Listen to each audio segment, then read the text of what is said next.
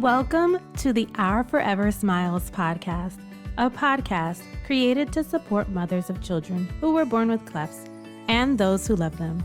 I'm your host, Laura Arroyo. Welcome back to the Our Forever Smiles Cleft Mom Diaries and Support podcast.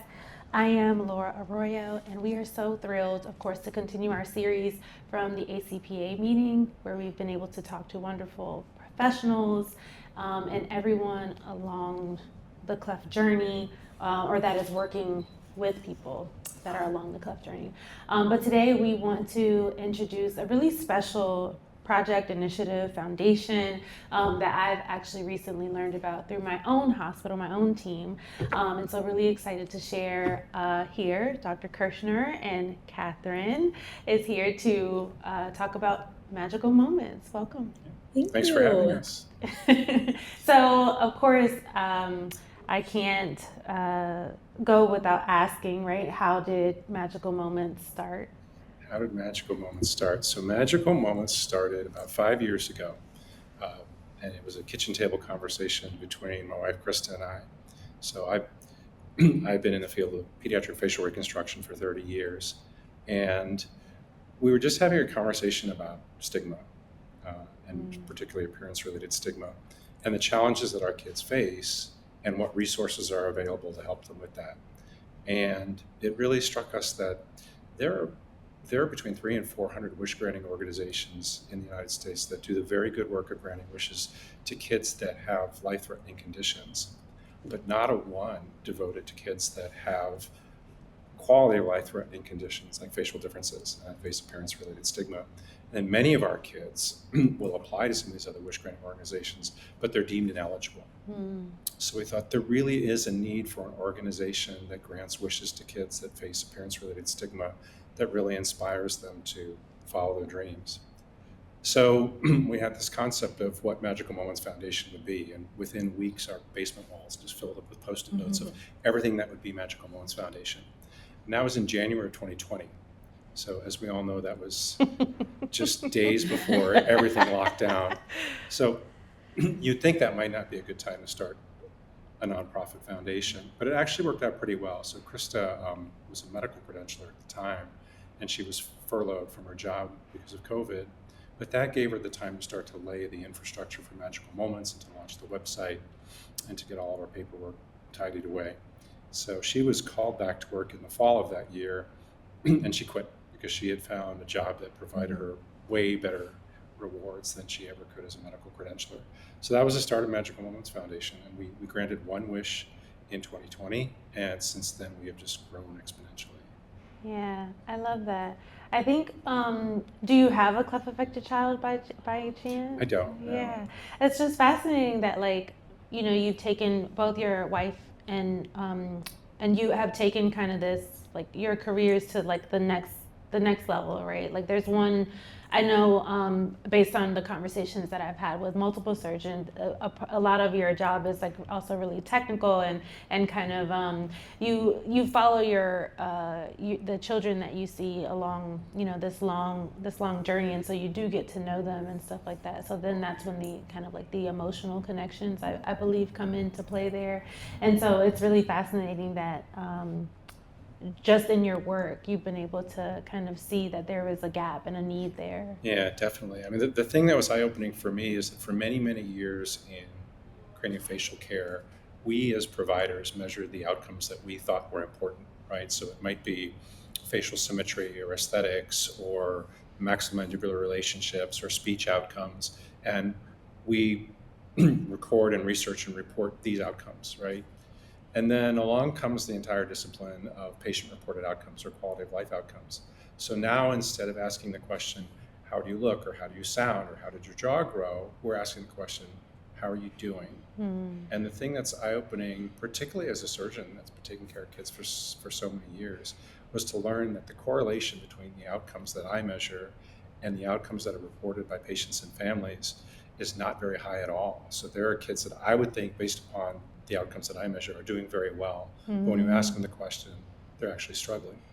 And then vice versa, there might be kids that we would suspect would really be struggling because of the severity of their facial difference, but actually they're doing very, very well. So what that tells me is there's a whole aspect of taking care of children with facial differences that we were missing.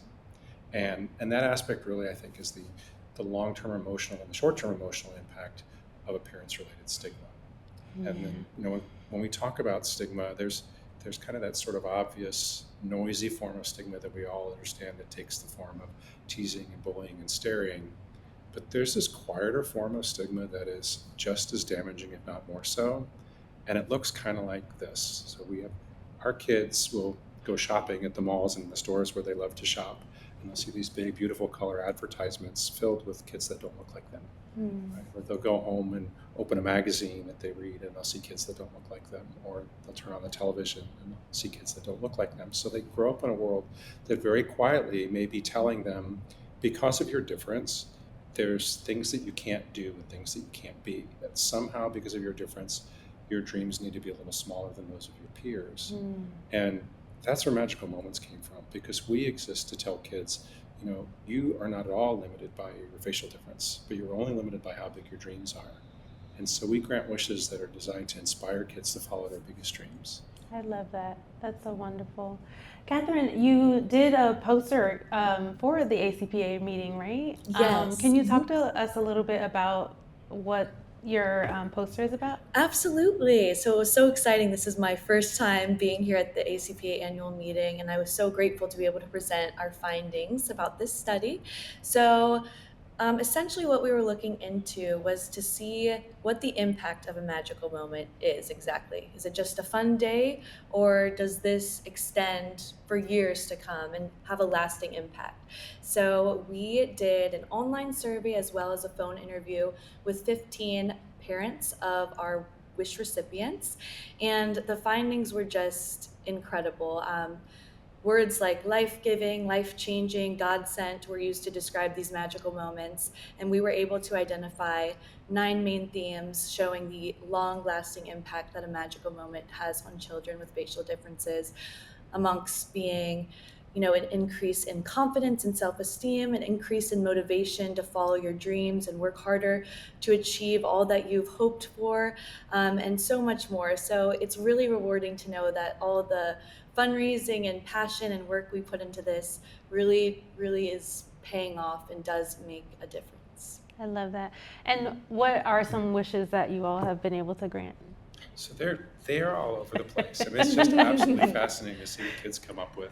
But we've connected kids with Grammy and CMA award-winning artists, professional Olympic athletes, monster truck drivers. We've gotten kids behind the seats of race cars, up in helicopters. We've gotten them swim lessons, dance lessons. Whatever their dream is, we'll craft a wish that will inspire them to follow that dream. And what Catherine said, and what we're seeing in the results of the study that she's done, is the wishes really do have the impact that we intend for them to do. So just as an example, we had a teenage girl who has this very significant facial difference. And she loves the Golden State Warriors and she loves Steph Curry. And the reason she loves Steph Curry is, as she says, although he's not the tallest point guard in the league, it doesn't stop him from working hard to be the best. So he was really her inspiration. And her dream was to actually meet Steph Curry. And so she went up to San Francisco for a Warriors game. And the other side of her wish too was interesting too. She said, if I do go to the game, I want to go to the game in a yellow Lamborghini, just to spice it up a little bit. So sure enough, her wish came true. She went to see them play. She did go to the game in a yellow Lamborghini that was all decaled up. It had her name and her magical moment on the side. And she got to meet Steph before the game. It was very inspirational. And one of the best days that we've had in the Magical Moments National Office is the day that her mom, a few months later, sent us a photograph. And it was a photograph of her in her high school basketball uniform. And she said, I just wanted to send this to you because before her magical moment, she never would have tried out for the high school basketball team for fear of being rejected. But after meeting Steph, she was so inspired. She went out, she tried out for the team, and she made the team. Yeah. We had another little girl, and she's 12, so she probably shouldn't say this, but her passion is gory R-rated horror movies. And she loves watching gore R-rated horror movies, but for no reason other than she wants to be a filmmaker when she grows up, and she wants to do Hollywood horror makeup. And so her wish was to kind of get behind the scenes in Hollywood and see how horror films are made, and particularly to learn about how Hollywood horror makeup is done. And so we contacted one of the large Hollywood studios, and we were initially given a response of, well, is she dying? And I said, well, no, but they said, well, unfortunately, we're not able to grant that wish. Wow. So my wife, Kristen now serves as our executive director. We reached back out to them, we explained to them the importance of this and how quality of life threatening illnesses are really just as deserving as quantity of life threatening illnesses in terms of being able to improve our kids' lives. And so they changed their mind. And she did get behind the scenes in Hollywood, and she learned how horror films are made, and she learned how to do Hollywood horror makeup, and she went back home and started doing all the makeup for her middle school's theater productions. And then the high school saw the work that she was doing, and they invited her to do all the makeup for their productions as well. And to this day, she continues to do work both at her school and at home. Her parents are always surprised as to what's going to be coming out of her room after she does her own makeup. She's excellent. She does an amazing job. Wow, that's fascinating. That first wish that you were able to grant, was that one of your patients? So that was one of my patients. That was Sophia, and Sophia wanted to be a world-class pastry chef. So she got to spend the day with Chef Robbie Saber, who is the award-winning executive pastry chef for the Four Seasons Hotel down in Orlando. He's won all kinds of awards for his work at competitions in Europe.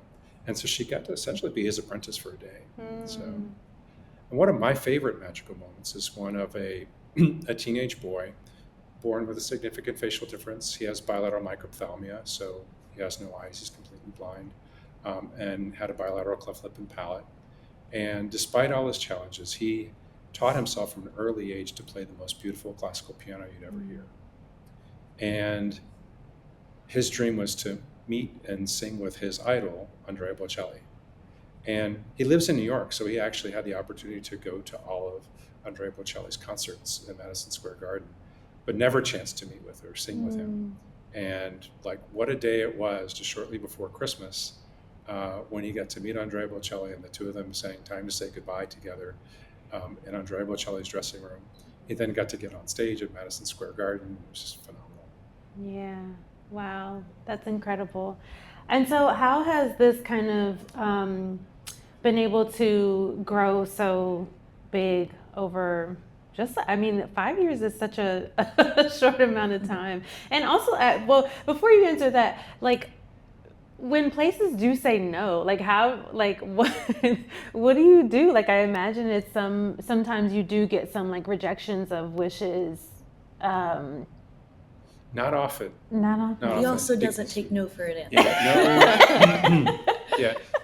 If we don't get a response when we reach out, no response is no response. It's not a no. So we continue.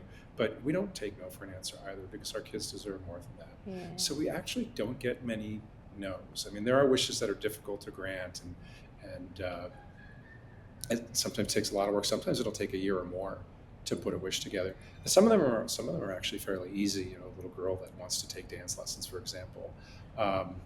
Those are a little bit easier, but for the most part, we don't take no for an answer. And the reason it's grown so quickly is because there was such a need.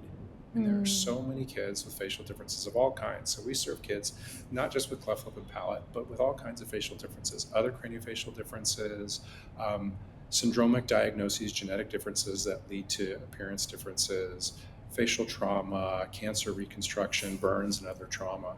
And for those kids, and there are hundreds of thousands of them all over the country, there was nothing.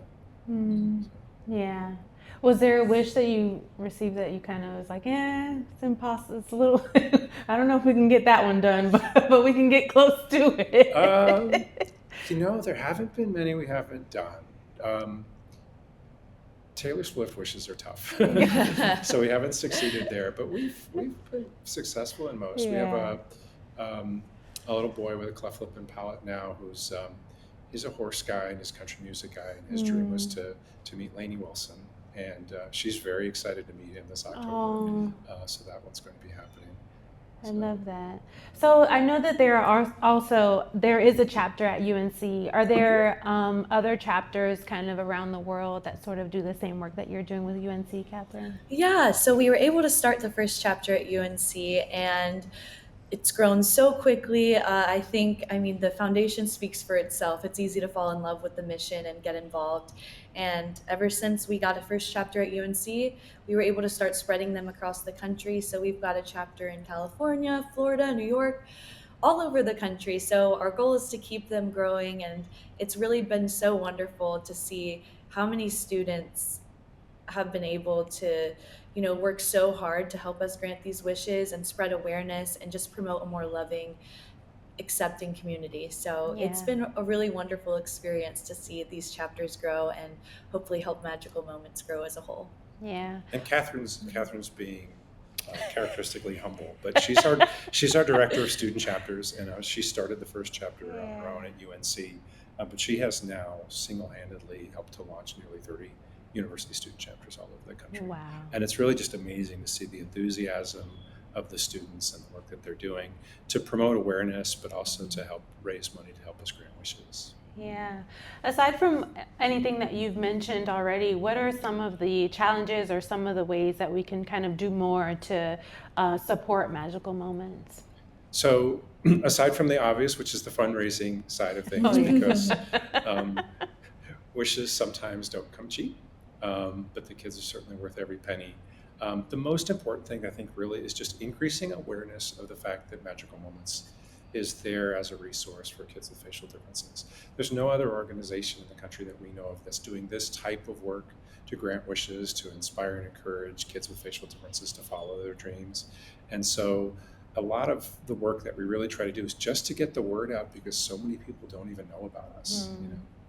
Yeah.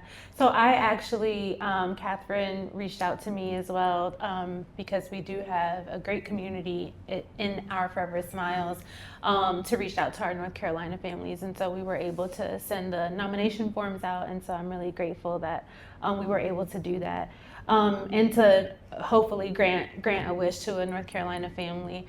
But one of the things that I did notice whenever I posted it is there was some questions about what is this organization, and maybe even a little bit like a skepticism of like, what is this, Laura? Are we gonna, what is this link that you're putting here?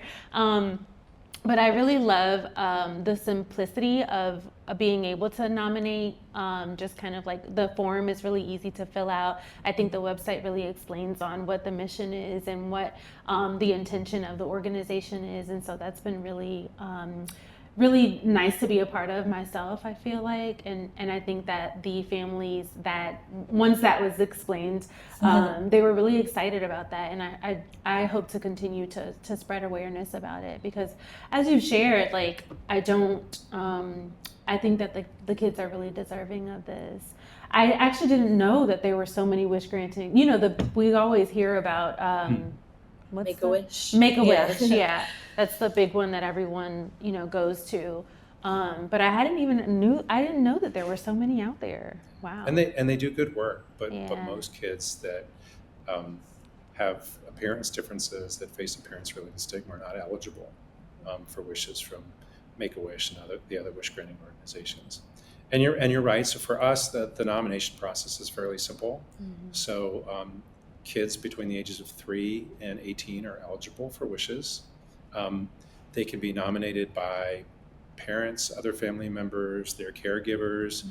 The older kids can even nominate themselves. Some of the best, most compelling nominations we get are from the parents, obviously. Mm-hmm. And they can just go to our website, which is magicalmomentsfoundation.org, and click on our nomination tab.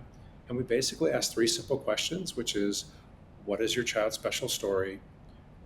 What is their wish? And the most important thing that determines whether or not this is a wish that we'll grant is, what is the potential impact of this wish on their life? I think that's so important.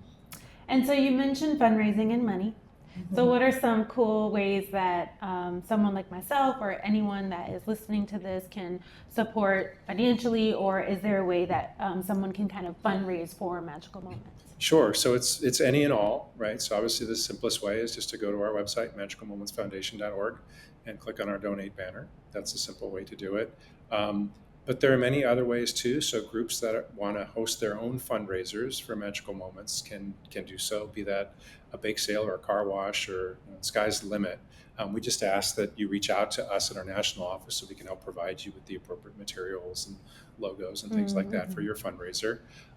Student chapters, getting involved in a student chapter is another way to get involved with fundraising.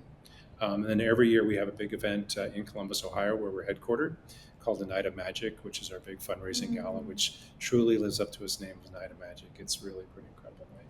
Wow, I love that. Can anyone come to that? And anybody can come to that.